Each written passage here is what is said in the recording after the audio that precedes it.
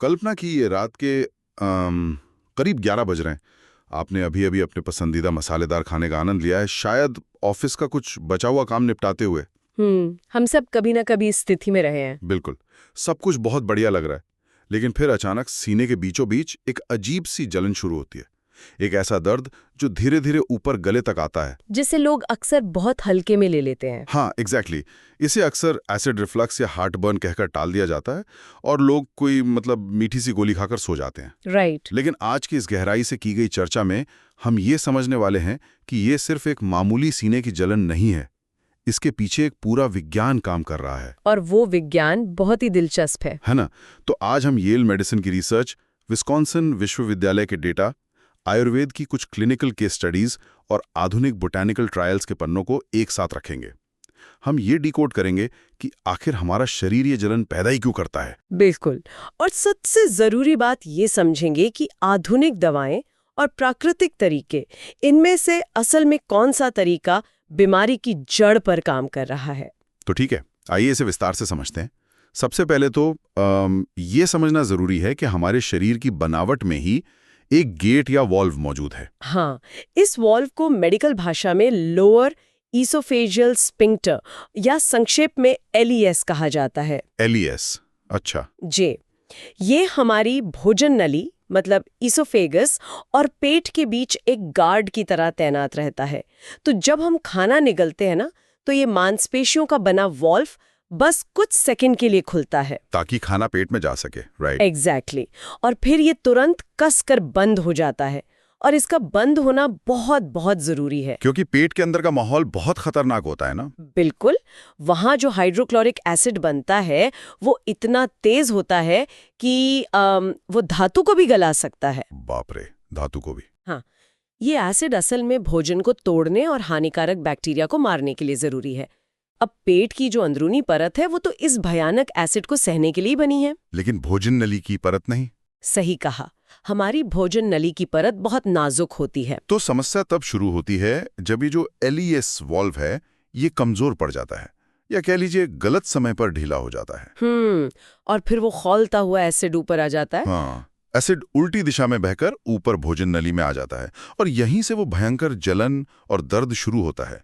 मैंने विस्कॉन्सिन विश्वविद्यालय के आंकड़े देखे तो पता चला कि अमेरिका में 15 से 20% लोग हर हफ्ते इस दर्द से गुजरते हैं। ये वाकई एक बहुत बड़ी आबादी। बहुत बड़ी। तो मेरे दिमाग में सवाल ये आया कि आधुनिक चिकित्सा ने इस ढीले पड़े गेट की समस्या से निपटने के लिए क्या किया। देखिए, अगर हम पश्चिमी चिकित्सा के सफर को देखें तो ये बहुत ही दिलचस्प रहा है। 1970 के दशक के पहले की बात करें, जब बहुत ज्यादा ऑप्शंस नहीं थे। हाँ, तब जब किसी को ये जलन होती थी तो मुख्य रूप से एंटासिड दिए जाते थे। ये दवाएं बहुत ही बेसिक केमिस्ट्री पर काम करती हैं। मतलब बस एसिड को न्यूट्रलाइज करना। बिल्कुल। ये एक क्षारीय पदार्थ होते हैं जो पेट में पहले से मौजूद एसिड को बेअसर कर देते हैं। लेकिन दिक्कत ये थी कि इनका असर बहुत ही कम समय के लिए रहता था। मैंने भी महसूस किया है। गोली खाओ राहत मिलती है, पर फिर थोड़ी देर बाद वही हाल। राइट। पेट फिर से एसिड बना देता था। तो इसके बाद 1978 के आसपास एक बड़ी क्रांति आई। इन नई दवाओं को H2 ब्लॉकर्स कहा गया। H2 blockers. ये वही दौर था जब हमने पहली बार एसिड को बनने से रोकना शुरू किया, है ना? हाँ, ये एक कदम आगे की सोच थी। असल में हमारे पेट की कोशिकाओं में हिस्टामाइन रिसेप्टर्स होते हैं जो सिग्नल देते हैं। एग्जैक्टली। वे सिग्नल देते हैं कि भाई खाना आ गया है, अब एसिड बनाओ। तो H2 ब्लॉकर्स ने इसी सिग्नल को रोक दिया।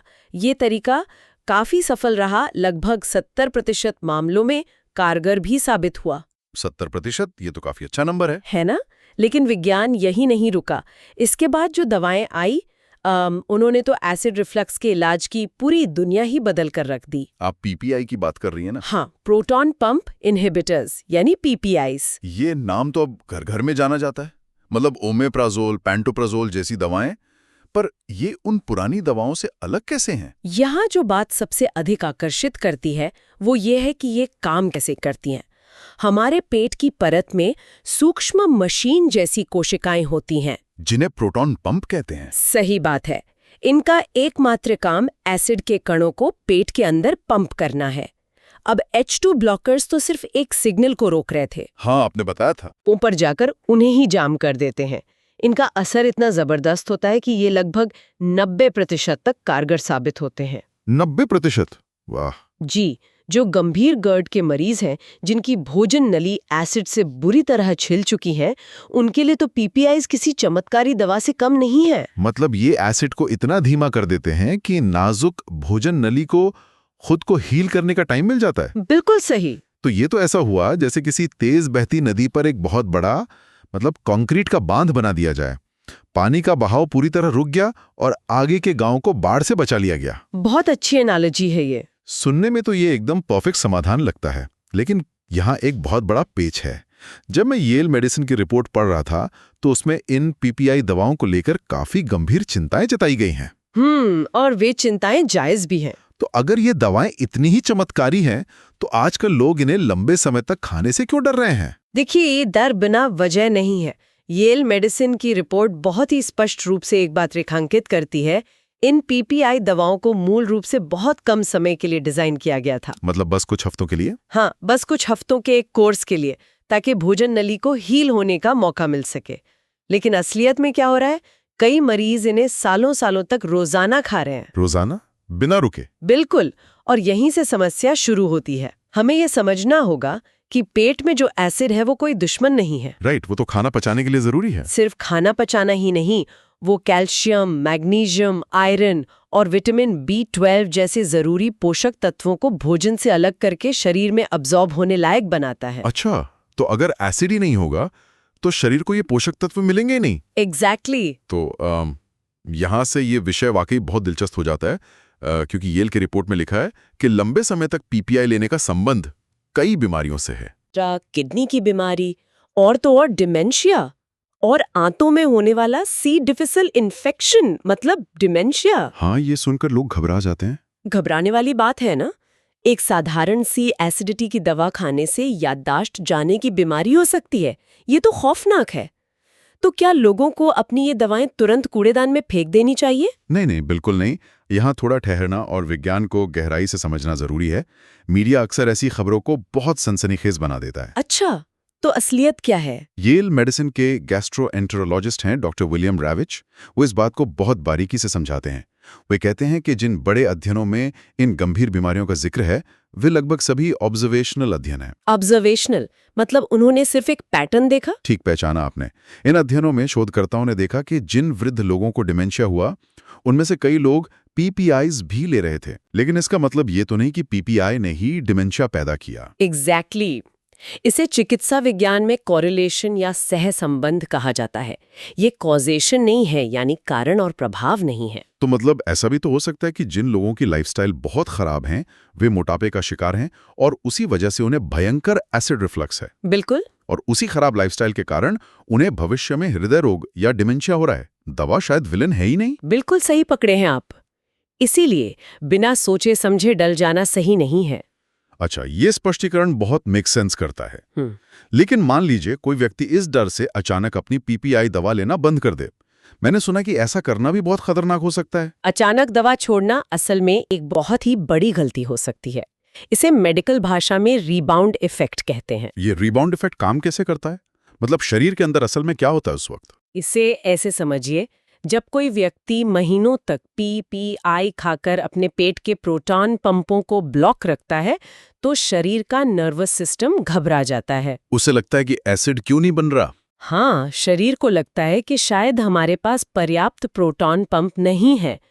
तो इसके जवाब में शरीर पेट की परत में लाखों नए प्रोटॉन पंप बनाना शुरू कर देता है। ओह, लेकिन दवा मौजूद होने के कारण ये नए पंप भी काम नहीं कर पाते। एग्जैक्टली।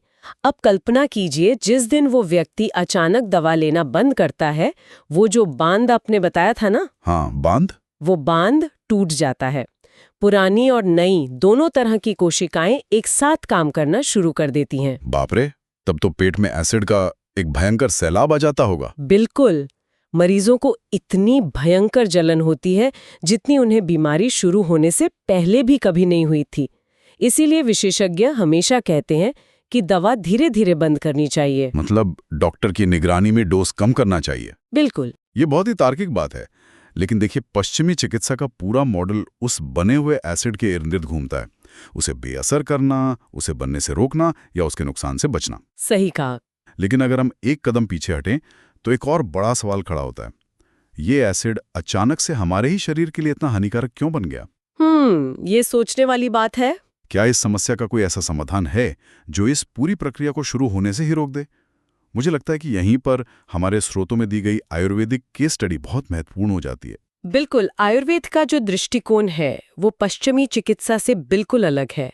कैसे? जहां आधुनिक दवाएं लक्षणों को दबाने या एसिड को ब्लॉक करने पर फोकस करती हैं, वहीं आयुर्वेद समस्या की जड़ तक जाने की कोशिश करता है। रूट कॉज पर। हाँ, आयुर्वेद में एसिड रिफ्लक्स से मिलती जुलती स्थिति को अम्ल पित्त कहा जाता है। अम्ल पित्त। जी, और इसका मूल कारण वात, पित्त और कफ के असंतुलन को माना जाता है।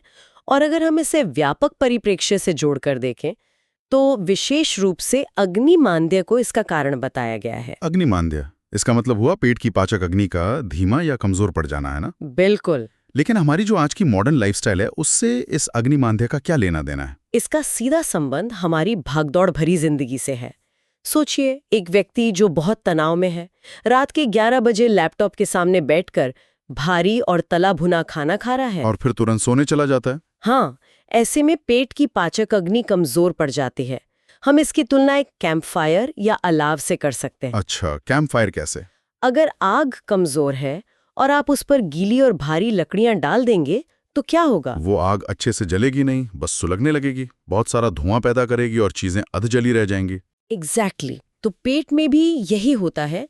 जब खाना सही से पचता नहीं है तो वो पेट में पड़ा पड़ा सड़ने और खट्टा होने लगता है। मतलब पचने की बजाय सिर्फ पड़ा रहता है। जी, आयुर्वेद में इस सड़े हुए विषैले भोजन को आम कहा जाता है और इस अवस्था को विदग्धाजीर्ण कहते हैं। आम और विदग्धाजीर्ण। हाँ, ये खट्टापन और इससे पैदा होने वाली गर्मी पेट में एक भारी दबाव बनाती है। और यही दबाव जब उस एलिस वॉल्व को ऊपर की तरफ धकेलता है। बिल्कुल, तो वो गर्म एसिडिक मिश्रण भोजन नली में आ जाता है, जिसे आयुर्वेद में ऊर्ध्वगा अम्ल पित्त कहते हैं। तो पश्चिमी दवाएं जहां उस एसिड की गर्मी को बस कम करने की कोशिश कर रही हैं, आयुर्वेद कहता है कि पेट में उस सड़े हुए कचरे को ही साफ करो। सही कहा आपने। लेकिन आपको पता है, हमारे पास जो आयुर्वेदिक केस स्टडी है, उसका इलाज पढ़कर मैं थोड़ा हैरान रह गया। अच्छा, ऐसा क्या पढ़ा आपने? उसमें लिखा है कि इलाज के एक चरण में, जिसे शोधन या पंचकर्म कहते हैं, उसमें वमन का इस्तेमाल किया जाता है। वमन। तो इलाज के तौर पे उसे जानबूझकर उल्टी क्यों करवाई जाएगी? क्या स्थिति को और बदतर नहीं बना देगा? ये एक बहुत ही लाजमी सवाल है। पहली नजर में ये बिल्कुल विरोधाभासी लग सकता है ना? लेकिन आयुर्वेद में वमन का उद्देश्य सिर्फ उल्टी कराना नहीं है। ये एक बहुत ही नियंत्रित और चिकित्सीय प्रक्रिया है। याद है हमने उस सड़े हुए विषैले आम या कीचड़ की बात की थी? हाँ, जो पेट में जमा हो गया है। एग्जैक्टली। तो जब तक वो कीचड़ पेट में मौजूद है, आप ऊपर से कितनी भी दवाएं डाल लें, पाचक अग्नि ठीक से जल ही नहीं सकती। मतलब गीली लकड़ी जब तक हटेगी नहीं, आग जलेगी नहीं। बिल्कुल सही। वमन प्रक्रिया के जरिए कुछ विशिष्ट जड़ी बूटियों का इस्तेमाल करके उस चिपचिपे और विषैले कचरे को शरीर से बाहर निकाला जाता है। ओह, तो ये एसिड को बाहर नहीं निकाल रहा है, ये उस कचरे को बाहर निकाल रहा है जो एसिड को खराब कर रहा है। बिल्कुल। ये ऐसा है जैसे एक खराब हो चुके इंजन को पूरी तरह से खोलकर उसकी अंदर से सफाई करके फिर से नई शुरुआत करना। ये वाकई बहुत ही गहरा विज्ञान है। और केस स्टडी बताती है कि इस सफाई के बाद फिर तीसरा चरण आता है, जिसे शमन कहते हैं। शमन यानी शरीर को शांत करना। हाँ, इसमें एक 42 साल की महिला मरीज का जिक्र है जिसे भयंकर अम्ल पित्त था। उसे लघुसूत शेखर रस, अविपत्तिकर चूर्ण और प्रवाल पंचामृत जैसी औषधियां दी गईं। और इन औषधियों का चयन बहुत वैज्ञानिक तरीके से किया जाता है। आयुर्वेद में द्रव्यों के अपने विशिष्ट गुण होते हैं। अच्छा। चूंकि अम्ल पित्त में खट्टापन और गर्मी बहुत बढ़ गई है, इसलिए जो औषधियां दी जाती हैं वे प्रकृति में ठंडी यानी शीत होती हैं और स्वाद में कड़वी और मीठी होती हैं। तो ये सीधे तौर पर बढ़ी हुई गर्मी को शांत करती होंगी। बिल्कुल, ये पेट की अंदरूनी परत को आराम पहुंचाती हैं और वो भी बिना प्रोटॉन पंपों को अप्राकृतिक रूप से बंद किए। ठीक है, मैं समझ गया कि आयुर्वेद जड़ी बूटियों का उपयोग करके शरीर के तत्वों को संतुलित करता है। लेकिन अगर मैं एक ऐसा व्यक्ति हूं जो सिर्फ आधुनिक विज्ञान और क्लिनिकल डेटा पर भरोसा करता है, तो मैं ये सवाल जरूर पूछूंगा कि क्या इन पौधों और जड़ी बूटियों का कोई वैज्ञानिक आधार भी है? ये बहुत ही शानदार सवाल है। क्या आधुनिक विज्ञान ने आंवला या मुलेठी जैसी चीजों का परीक्षण किया है, या ये बस एक प्राचीन परंपरा है? मैं आपको बताऊं, ये आधुनिक चिकित्सा की सबसे रोमांचक दिशाओं में से एक है। आज का विज्ञान इन प्राकृतिक जड़ी बूटियों का उसी तरह परीक्षण करता है जैसे वो किसी रासायनिक दवा का करता है। और रिजल्ट्स कैसे हैं? परिणाम बहुत ही हैरान करने वाले हैं। जैसे हमारे पास पबमेड पर प्रकाशित एक अध्ययन का डेटा है। ये आंवला पर किया गया एक डबल ब्लाइंड क्लिनिकल ट्रायल था। हाँ, और ये शोध विशेष रूप से नॉन इरोसिव रिफ्लक्स डिजीज यानी नर्ड के मरीजों पर किया गया था। राइट। तो ये शोध बताता है कि आंवला सिर्फ एसिड को न्यूट्रलाइज करने का काम नहीं करता। आंवला असल में विटामिन सी और एंटीऑक्सीडेंट्स का एक बहुत बड़ा प्राकृतिक पावर हाउस है। बिल्कुल। इस स्टडी में देखा गया कि 4 हफ्तों तक आंवले की खुराक लेने वाले मरीजों में सीने की जलन और खट्टी डकारों की तीव्रता काफी कम हो गई। और इसके पीछे का विज्ञान ये है कि आंवला पेट की म्यूकोसा उस अंदरूनी परत को मजबूत करता है और सेल्यूलर लेवल पर सूजन को कम करता है। एकदम सही। और आंवले के बाद हमारे स्रोतों में एक और बहुत ही दिलचस्प प्राकृतिक औषधि का जिक्र है। मुलेठी? हाँ, मुलेठी या लिकोरिस।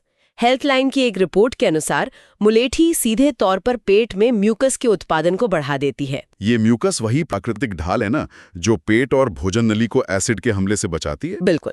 लेकिन आपको पता है, मुलेठी के साथ एक बहुत बड़ी वैज्ञानिक चुनौती जुड़ी हुई थी। हाँ, मैंने पढ़ा कि साधारण मुलेठी का लंबे समय तक इस्तेमाल करना खतरनाक हो सकता है। क्यों? ऐसा क्या है इसमें? इसमें ग्लाइसरेजिन नाम का एक तत्व पाया जाता है जो शरीर में पोटेशियम का स्तर खतरनाक हद तक गिरा सकता है और ब्लड प्रेशर को बहुत ज्यादा बढ़ा सकता है। और यहीं पर आधुनिक विज्ञान ने कमाल किया। वैज्ञानिकों ने मुलेठी से उस खतरनाक ग्लाइसरेजिन तत्व को निकाल दिया। और इसके बाद जो सुरक्षित रूप बचा उसे DGL कहा जाता है। हाँ, डीग्लिसराइजनेटिंग लिकोरिस। अब लोग बिना हाई ब्लड प्रेशर के डर के मुलेठी के फायदे उठा सकते हैं। ये पारंपरिक ज्ञान और आधुनिक तकनीक का एक बेहतरीन तालमेल है। इसके अलावा अहम रूपा हेल्थ की रिपोर्ट में एक और कंसेप्ट है जिसने मुझे सबसे ज्यादा रोमांचित किया। कौन सा? Herbal biters. ओह हाँ। कड़वी जड़ी बूटियां जैसे अदरक, डेंडेलियन की जड़ और जेंटियन, इनका काम करने का तरीका इतना अनोखा है कि ये पूरी तरह से शरीर के नर्वस सिस्टम से जुड़ा है। ये पाचन तंत्र का सबसे कम समझा गया लेकिन सबसे जरूरी हिस्सा है। इसे विज्ञान में सिफेलिक फेज ऑफ डाइजेशन कहा जाता है। अगर मैं इसे सही से समझ पाया हूं, तो जब आप खाने से 15-20 मिनट पहले इन कड़वी औषधियों की कुछ बूंदें अपनी जीभ पर रखते हैं, तो वो कड़वा स्वाद जीभ के रिसेप्टर्स को ट्रिगर करता है। जीभ तुरंत वेगस नर्व के जरिए हमारे मस्तिष्क को एक सिग्नल भेजती है और मस्तिष्क एक अलार्म बजाता है। हाँ, वो पेट को संदेश भेजता है कि सावधान, खाना आ रहा है, अपनी तैयारी शुरू करो। ये किसी टेलीग्राफ लाइन की तरह काम करता है। बहुत सटीक उदाहरण दिया आपने। और इस सिग्नल के मिलते ही शरीर कई मोर्चों पर काम शुरू कर देता है। पेट पहले से ही सही मात्रा में पाचक रस बनाने लगता है। आंतों में खून का बहाव तेज हो जाता है। और सबसे जरूरी बात, ये वेगस नर्व उस LES वॉल्व की मजबूती को सुधारने में भी मदद करती है। मतलब जब तक खाना पेट में पहुंचता है, पाचन तंत्र से संभालने के लिए पूरी तरह रेडी होता है। एग्जैक्टली। तो इस सब का असल मतलब क्या है? अगर हम इन दोनों दुनियाओं पश्चिमी दवा और इन प्राकृतिक औषधियों की तुलना करें, तो तस्वीर एकदम साफ है। PPI दवाएं उस फायर ब्रिगेड की तरह हैं। Fire brigade. हाँ, जब किसी घर में आग लग चुकी हो और वो जल रहा हो, तो आपको फायर ब्रिगेड की ही जरूरत है, जो आकर पानी डाले और आग बुझा दे।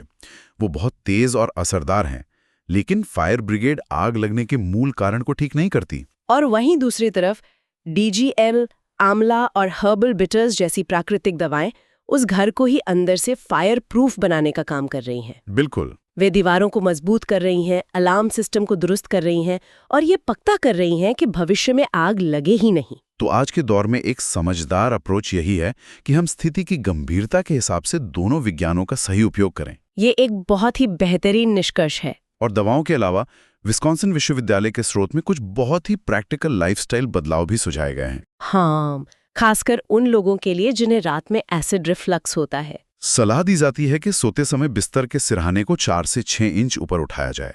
लेकिन यहाँ बहुत से लोग एक बड़ी गलती करते हैं। वे सिर के नीचे 2-3 तकिए लगा लेते हैं।